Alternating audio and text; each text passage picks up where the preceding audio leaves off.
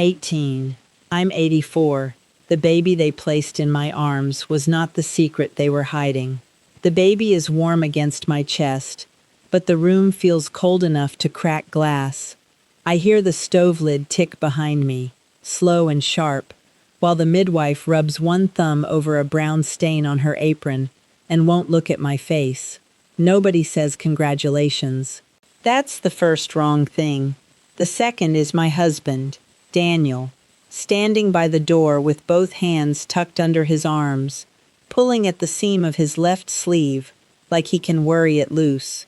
The third stair from the top always creaks when someone comes up. That night it doesn't. And somehow, that's worse. The baby makes a small goat-like sound and turns her mouth toward me. Her hair is damp and black. Mine was fair. Daniel's too. But she isn't the secret. I know that because the midwife keeps watching the folded paper on the washstand, the one with my name written at the bottom in ink I don't remember touching. I did touch the pen. Someone held my wrist because my hand wouldn't stop shaking. What did I agree to? I ask. The midwife presses her lips together. Daniel looks at the floor, and my body, under the rough gray sheet, feels wrong in a way no one has named for me. That's the thing nobody tells you. A room can be full of people and still leave you alone. I'm 18 years old. Quick pause. My name is Sarah, and this is Rebecca Amish Home. If these stories stay with you, if they make you feel less alone, subscribe. It's free, and it keeps them coming. Tell me in comments, what truth did everyone know except you? And if you want to go further, a super chat or membership. You're saying these voices matter. That keeps this going. Now, back to what happened. In our district, a woman's body belonged first to God, then to the order of the home, and only last, if there was anything left, to her. Nobody said it that way. They didn't have to. We learned Gelassenheit, yielding, before we learned the names of the bones under our own skin.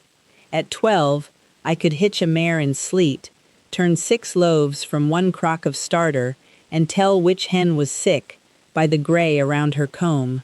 I couldn't have pointed to my own womb on a page. There were no pages. The old family Bible kept on the cedar chest had births written in blue pencil, but no woman had written what birth had cost her. That's the thing nobody tells you. Silence can look so much like goodness when everyone you love wears it.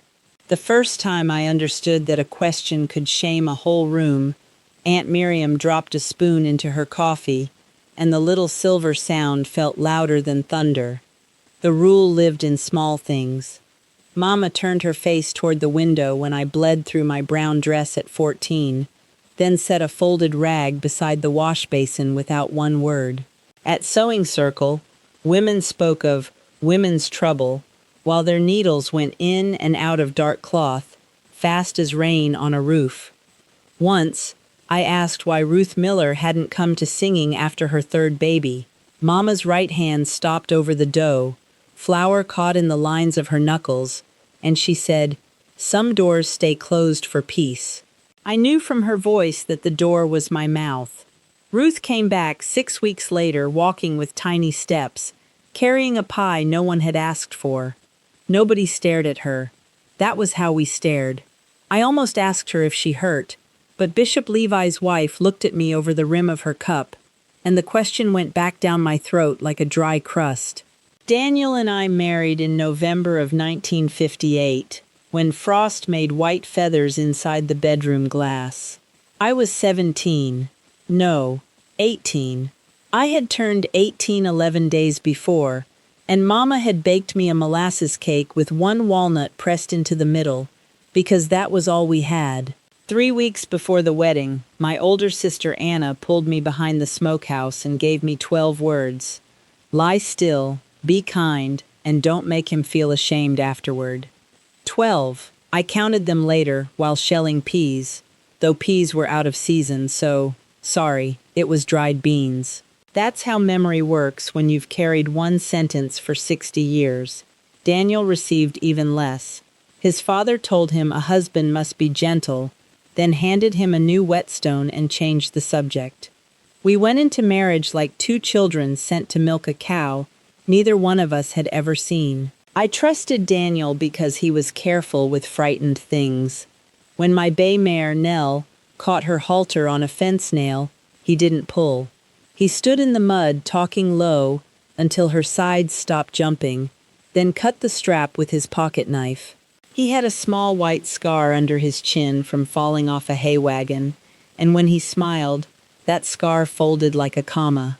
We met at a Sunday singing in the Yoder barn, where the rafters smelled of dust and mouse nests, and he gave me the end piece of a cinnamon roll because he knew I liked the hard sugar at the edge. I loved him. I think I loved him. I don't know if either of us had been taught the difference between love and being chosen. The Tuesday before our wedding, yes, Tuesday, because bread was rising under a striped towel. He asked if I was afraid. I said no. He looked relieved, and I hated myself for giving him that gift. The women prepared my hope chest as if cloth could stand in for knowledge.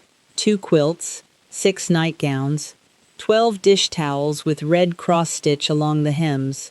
Mama tucked a jar of goose grease beneath the linens and told me it was for soreness, but wouldn't meet my eyes. Anna gave me a comb with 3 teeth missing and whispered, "It gets easier." What got easier, she didn't say.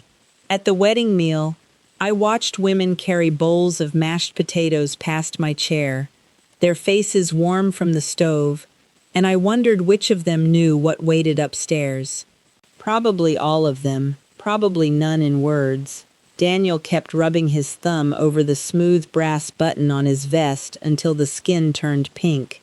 Outside, boys tied tin cups to the buggy axle for a joke, and every scrape over the frozen lane made me feel the night coming closer. By the time the last lamp was turned down, my feet had gone cold inside my black shoes. Our room was at the back of Daniel's parents' house, under the slope of the roof where wind worried one loose shingle all winter. The lamp sat on a washstand beside a chipped blue pitcher, and its flame made the wallpaper roses look brown at the edges. There was 1 rope bed, 1 straight chair, and a walnut chest with a water ring shaped like a broken moon. I wore the white nightgown Mama had sewn from flour sack cotton. The cloth was stiff at the neck and scratched beneath my arms. Through the wall, I could hear Daniel's father cough twice, spit into the stove, then drag a chair across the kitchen floor. The room smelled of cold ashes, lye soap, and the camphor ball tucked in the chest. Daniel stood beside the door in his socks, holding his folded trousers as if someone had died. He looked like a lost boy. I suppose I did too. He set the trousers on the chair, missed, and bent to pick them up. "I'm sorry," he said, though nothing had happened yet. His fingers shook so hard that one suspender buckle tapped against the floorboard. I sat on the edge of the bed with both hands under my thighs, because Anna had said to lie still, and I thought stillness was a kind of kindness. Daniel asked, "Are you cold?" I said, "A little." He added wood to the stove, then added another piece, though the room was already close and dry. Sweat gathered at his hairline. He didn't look at my body. I was grateful, then hurt by that gratitude. He sat beside me, leaving the width of 1 hymn book between us, and whispered, "Pa said I'd know." I nearly laughed. Not because it was funny, because sometimes the body opens the wrong door when it's trapped. "Do you?" I asked. He stared at his hands. "No." Then he moved closer. I stopped breathing. His palm touched my shoulder through the rough cloth, and my whole back went tight. But I smiled because I thought a good wife made fear look peaceful. "Tell me if," he began, then stopped. Neither of us knew what the end of that sentence could be. "Tell me if it hurts? Tell me if you want me to stop? Tell me if your body is saying something your mouth was trained not to say?" He kissed my forehead first, which made it worse and better at once. I wanted to pull away and lean into him at the same time. When the pain came, It was sharp enough that my toes curled against the cold floorboard. I pressed my teeth into the inside of my cheek and tasted salt and iron. Daniel froze. "Did I hurt you?" I said no. That one word built a house we lived inside for years. Afterward, he lay on his back with one forearm over his eyes. I turned toward the wall and counted the faded roses between the bedpost and the window. 27. One had a brown drip through it where the roof had leaked.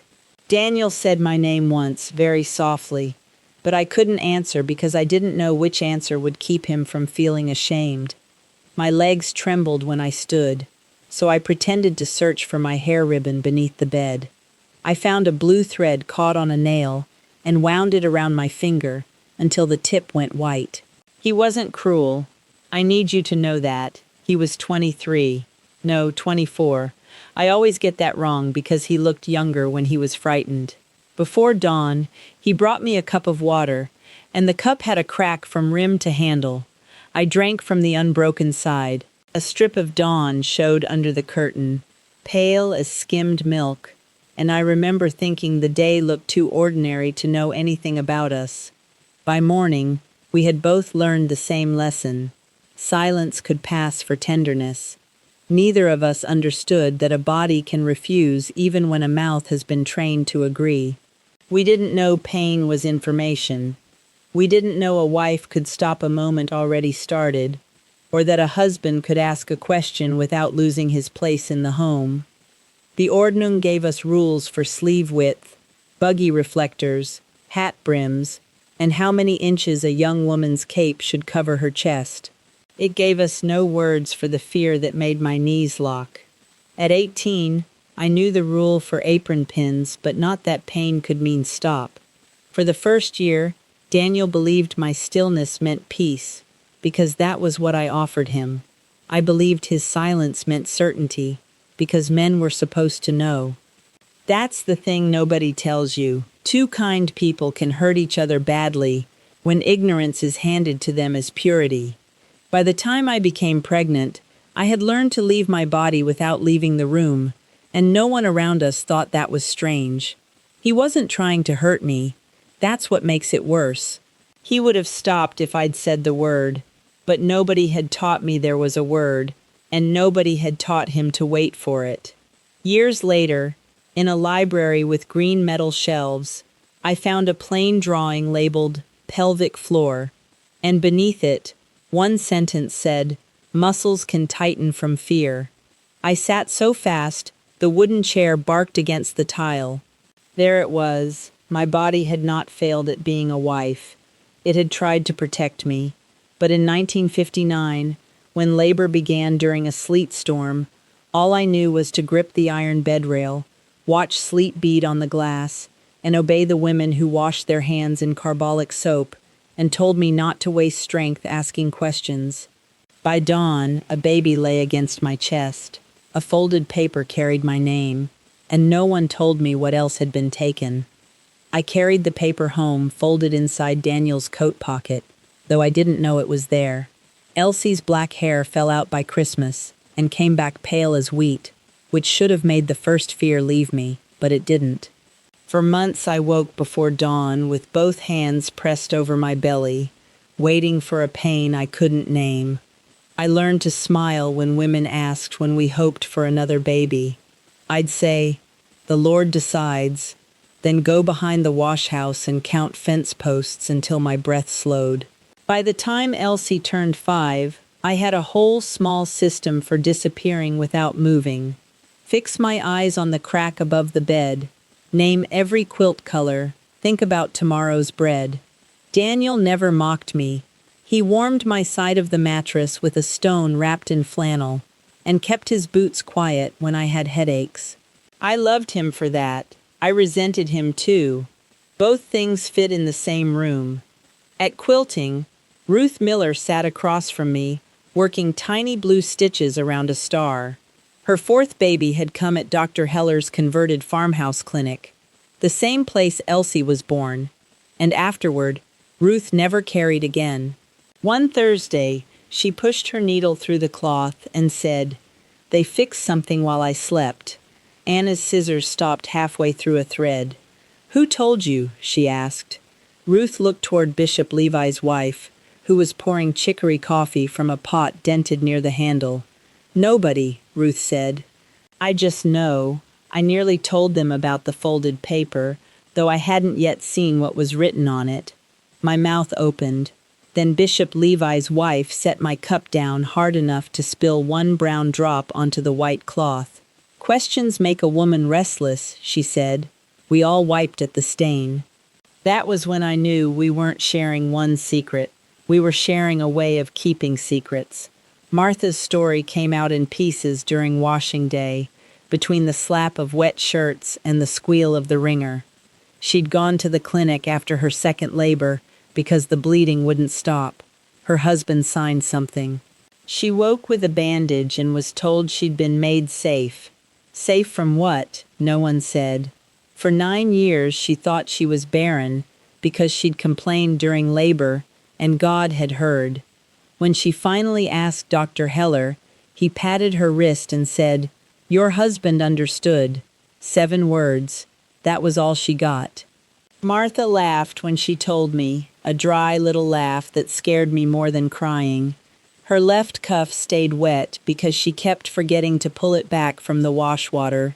"Turns out, for your own good," was our district's favorite hiding place. When she spoke to the deacon's wife, she was told to be grateful she had lived. Gratitude was used like a lid. 4 months later, Martha stopped coming to washing day, and no one said why. I am 61 when the word finally reaches me. Present tense, because my body still lives there. I'm sitting in a county counseling office after Daniel's funeral, on a green vinyl chair that squeaks whenever I breathe too deep. A woman named June draws 3 circles on a yellow pad. Information, choice, and freedom to say no. Her yellow pencil has 2 small tooth marks near the eraser. She writes 2 words across the middle. Informed consent. My hands go cold, not cool. Cold. All the way to the wrists. I ask her to say it again. She does. On the shelf behind her is a glass jar of peppermints, and one wrapper has come loose and shines under the lamp. Consent isn't just a signature, June says. You have to know what you're agreeing to. The room tilts. I hear the clinic stair that didn't creak. I smell carbolic soap. And I see that folded paper waiting beside the baby. I go home and open Daniel's cedar box, the one beneath the winter blankets with tax slips, seed bills, and Elsie's first cut curl tied in red thread. The paper is there. It smells faintly of cedar and the machine oil Daniel used on his clippers. My name leans across the bottom like a drunk little fence because someone guided my wrist. Above it, in Dr. Heller's narrow handwriting, are the words, "Emergency hysterectomy." Under that, "Husband informed." I read the line 6 times before I understand that hysterectomy means they removed my womb. Not repaired it, removed it. The baby they placed in my arms was never the secret. The secret was that at 18, while I drifted in and out after losing blood, they made sure Daniel knew I would never carry again, and they let me spend 43 years asking God what I'd done wrong. I'm not angry at first. I'm just sad. Devastatingly sad for the girl in the rough white gown who thought her body had failed everyone. June helps me read the rest. Dr. Heller wrote that the surgery was needed to save my life, and I believe that. Daniel signed because he was told there was no time. I believe that too. But beneath his name is one sentence. Patient need not be burdened with details. That was the secret's lock. Daniel wasn't a jailer. He was another frightened young person, taught that love meant deciding what truth someone could bear. Maybe he thought Mama would tell me. Maybe Mama thought he would. I remember wanting to blame one person. No, that's not quite right. I wanted one person to blame, because a whole system is harder to face. That's the thing nobody tells you. Grief grows around missing words. I tried explaining this to a woman at the pharmacy, and she said, "But they saved your life, didn't they?" Yes, they did. That wasn't the whole wound. The theft wasn't the surgery. It was 43 years of blame. I stood beside a rack of birthday cards, holding my records against my chest, homesick for people who'd loved me badly, and lonely among people who couldn't see why it still counted as love. The community gave me real things. At dawn, I still hear horses shifting in their stalls, leather traces clicking while breath turns white above their noses. That sound can take me home faster than any road, especially when rain taps the gutter before sunrise. It gave me bread from a wood oven. The crust blistered dark and the middle so warm butter vanished before the knife reached the table.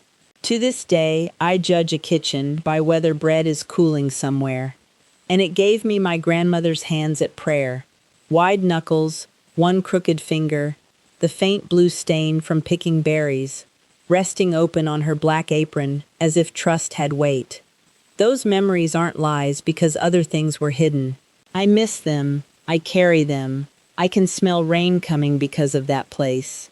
Mend a torn cuff so the seam disappears, and sit beside a grieving person without rushing to fill the quiet. I am homesick for a place that hurt me. Both are true. But the harm has a name too. Silence dressed up as mercy. Beauty and harm can live in the same house. I know, because I spent years loving the curtains while refusing to look at the locked door. At 84, I no longer choose between gratitude and truth. I keep both, though some mornings one feels heavier than the other. Elsie calls every Sunday after supper, and sometimes I tell her things I once thought a mother should swallow. She listens without fixing me. That is what I'm building now. Not a life with no faith, no old songs, no bread on the sill, but a life where love doesn't need darkness to survive. I still think of Mama placing that folded rag beside the wash basin, unable to speak. I'm angry for the girl I was, but tender toward the girl Mama once was too. Someone taught her the same silence. I won't call it holy. I also won't pretend she invented it. If you grew up somewhere your own body was kept from you like something dangerous, I see you. If you were taught that obedience mattered more than the ache in your chest, I see you. You survived something, and surviving is enough. You are not broken because it took years to find the words. You are not foolish because you trusted people who loved you with the only tools they had. And you don't have to hate every song, meal, or face from home to name what harmed you. Your memories may come in pieces. A door that didn't creak, a stain on an apron, one sentence you weren't meant to read. Pieces still count. Your body knew before your mind did. It tightened, shook, went quiet, or left the room to keep you safe. That wasn't weakness. That was a young part of you doing its best with no map. Maybe you're still inside that community, listening with the volume low. I see you. Maybe you left years ago and still feel guilty when you miss the sound of supper dishes. I see you. Maybe you're thinking about leaving and don't know which part of yourself gets to come along. Bring all of her. Maybe you're married and only now realizing silence shaped both of you. Truth can begin late. Maybe you recognized yourself 3 minutes ago, and your hands haven't stopped shaking. Put both feet on the floor. Breathe once, slowly. You don't have to solve your whole life tonight. And maybe you love people who hurt you without meaning to, and you're tired of being told love must erase the harm, or harm must erase the love. It doesn't. Wherever you are in this, I see you, and you are not alone. Leave me a comment. Tell me what you felt listening to this, or tell me the moment that made something in your own life click into place. Maybe it was a word, a look, or one small detail your body remembered before you did. There is so much more I haven't said yet. I'm just getting started. There are stories I haven't been brave enough to tell. The women who vanished from washing day, the children whose names were changed, the letters found beneath hymnals. But I'm getting closer. Subscribe to Rebecca Amish Home if you want to stay for those voices, because this is where we name what silence tried to keep.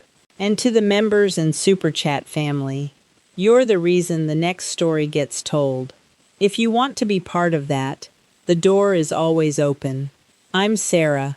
I'm 84 years old, and I finally know the truth wasn't too heavy for me.